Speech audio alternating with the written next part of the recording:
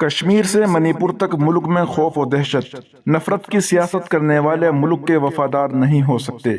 مولانا ارشد مدنی۔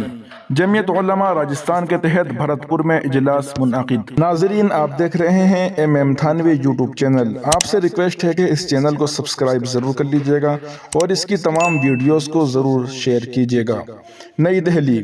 جمعیت علماء راجستھان کی مجلس منتظمہ کا اجلاس گزشتہ روز دارالعلوم محمدیہ میل کھیڑا بھرت پور میں منعقد ہوا، جس کے بعد شام میں ایک اجلاس عام ہوا جس میں صدر جمعیت علماء ہند مولانا ارشد مدنی کا کلیدی خطاب ہونا تھا، لیکن خرابی صحت کی وجہ سے شریک نہیں ہو سکے۔ تحریری پیغام پڑھ کر سنایا گیا جس میں انہوں نے خصوصیت کے ساتھ یہ بات کہی کہ ہمارے بزرگوں نے ایسے ہندوستان کا خواب نہیں دیکھا تھا جس میں نفرت، خوف و دہشت کے سائے میں ملک کے عوام رہتے ہوں۔ حالانکہ آج کشمیر سے منی پور تک لوگ خوف و ہراس میں مبتلا ہیں۔ انہوں نے کہا کہ حکمرانوں نے ڈر اور خوف کی سیاست کو اپنا شعار بنا لیا ہے، لیکن میں یہ واضح کر دینا چاہتا ہوں کہ حکومت ڈر اور خوف سے نہیں بلکہ عدل و انصاف سے چلا کرتی ہے۔ آج ہمارے سامنے سب سے بڑا سوال یہ ہے کہ یہ ملک کسی خاص مذہب کے نظریے سے چلے گا یا سیکولرزم کے اصولوں پر۔ انہوں نے کہا کہ حالات بہت دھماکہ خیز ہوتے جا رہے ہیں، ایسے میں ہمیں متحد ہو کر میدان عمل میں آنا ہوگا۔ مولانا ارشد مدنی نے نفرت مٹانے کی اپیل کرتے ہوئے کہا کہ آگ کو آگ سے نہیں بجھایا جا سکتا، نفرت کا جواب نفرت سے نہیں بلکہ محبت سے دیا جا سکتا ہے۔ آج کے ماحول میں محبت ہی ایک ایسا کارگر ہتھیار ہے جس سے ہم نفرت کو شکست دے سکتے ہیں۔ ہم نے ہر موقع پر وطن سے اپنی محبت کا عملی ثبوت دیا ہے۔ یہ ہمارا ملک ہے۔ آزادی ہمیں اپنے بزرگوں کی عظیم قربانیوں کے نتیجے میں حاصل ہوئی ہے۔ ایسے میں ہمارا یہ فرض ہے کہ ہم ان مٹھی بھر فرقہ پرست عناصر کے ہاتھوں اپنے بزرگوں کی عظیم قربانیوں کو ضائع نہ ہونے دیں۔ انہوں نے کہا کہ ہم امن و محبت کے داعی بن جائیں، اس لیے ہمیں اپنی بیاہ شادیوں اور دیگر تقریبات میں برادران وطن کو بلانا چاہیے۔ اسی طرح ان کی خوشی اور غم میں اپنا مذہبی فرض سمجھ کر وہ بلائے یا نہ بلائے شریک ہونا چاہیے۔ آپ جا کر مبارکبادی دیں یا تعزیت کریں اور چلے آئیں۔ آپ کا یہ کردار پرانی تاریخ کو زندہ کرنے میں بڑا قیمتی ثابت ہوگا۔ وہ لوگ ہرگز ملک کے وفادار نہیں ہو سکتے جو نفرت کی آگ سے ملک کے امن و امان اور اتحاد کو تباہ و برباد کرنے پر تلے ہوئے ہیں، بلکہ ملک کے سچے وفادار تو وہ ہیں جو ایسے صبر آزما دور میں بھی امن و اتحاد کا پیغام دے کر دلوں کو جوڑنے کی بات کر رہے ہیں۔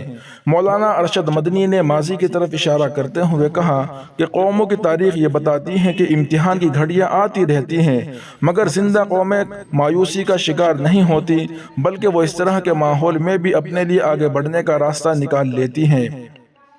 ہم ایک زندہ قوم ہیں، اس لیے ہمیں مایوس نہیں ہونا چاہیے۔ وقت کبھی ایک جیسا نہیں رہتا، ہمیں دور اندیشی اور سوجھ بوجھ سے کام لینے کی ضرورت ہے۔ انہوں نے کہا کہ الور کا یہ علاقہ میوات سے ملا ہوا ہے۔ جولائی کے مہینے میں نو اور اس کے آس پاس کے علاقوں میں جو کچھ ہوا اس سے آپ سب کما حقہ واقف ہیں۔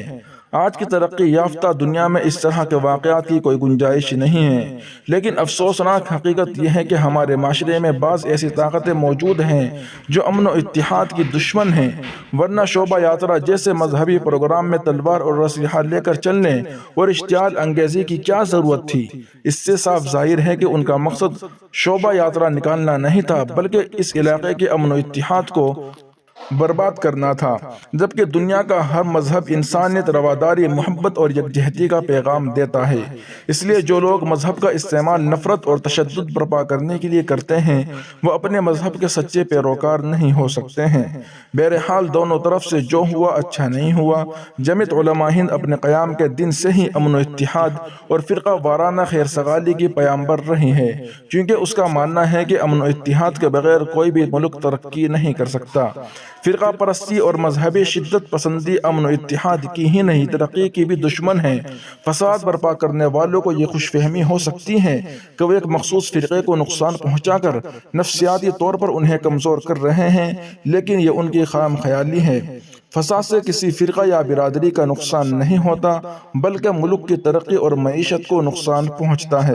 مولانا ارشد مدنی نے کہا کہ میوات کے علاقے میں مسلمانوں کی آبادی کا تناسب 80% ہے، اور اہم بات یہ ہے کہ فساد کے دوران اکثریت میں ہونے کے باوجود انہوں نے اپنے کسی غیر مسلم پڑوسی کو کسی طرح کا کوئی نقصان نہیں پہنچایا۔ بلکہ ہمارے پاس تو اطلاعات یہ بھی ہیں کہ بہت سے گاؤں میں مسلمانوں نے مندروں کے ارد گرد رات رات بھر پہرا دیا تاکہ کوئی شخص ان مندروں کو کوئی نقصان نہ پہنچا سکے۔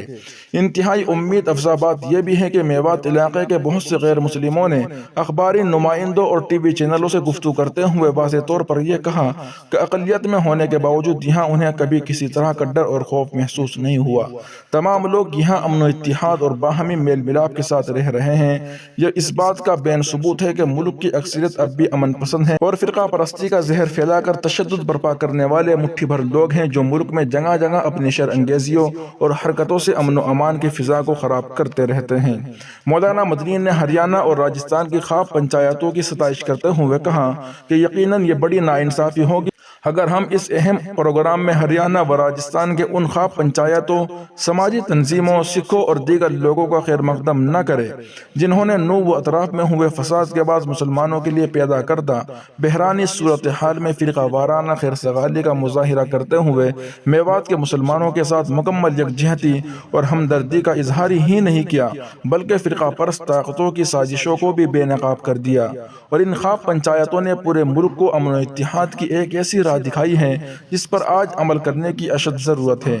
انہوں نے کہا کہ یہ بھی ایک افسوسناک حقیقت ہے کہ ملک کی انصاف پسند حلقوں کی تمام تر کوششوں اور عدلیہ کی جانب سے بار بار دی جانے والی ہدایتوں کے باوجود اشتعال انگیزی اور نفرت کو پھیلانے کا مذموم سلسلہ رک نہیں رہا ہے۔ اس کی ایک بڑی اور بنیادی وجہ یہ ہے کہ کچھ لوگوں کے نزدیک فرقہ پرستی، اشتعال انگیزی اور نفرت اقتدار کے حصول کا آسان ذریعہ بن گئی ہے۔ یہ ایک خطرناک روش ہے اور اگر اس روش کا خاتمہ نہیں ہوا تو یہ ایک دن ملک کے اتحاد اور سالمیت کے لیے بھی ایک بڑا خطرہ بن سکتی ہے۔ قابل ذکر ہے کہ اجلاس کی صدارت جمعیت علماء راجستھان مولانا حسن محمود نے کی اور مفتی سید معصوم ثاقب ناظم عمومی جمعیت علماء ہند نے جمعیت علماء کی کارکردگی پر روشنی ڈالتے ہوئے کہا کہ ملک کے مسلمانوں پر جب بھی مصیبت آئی یا لائی گئی ہے جمعیت علماء ہند نے آگے بڑھ کر راحت رسانی کے کام کو بلا تفریق و مذہب و ملت انجام دیا ہے۔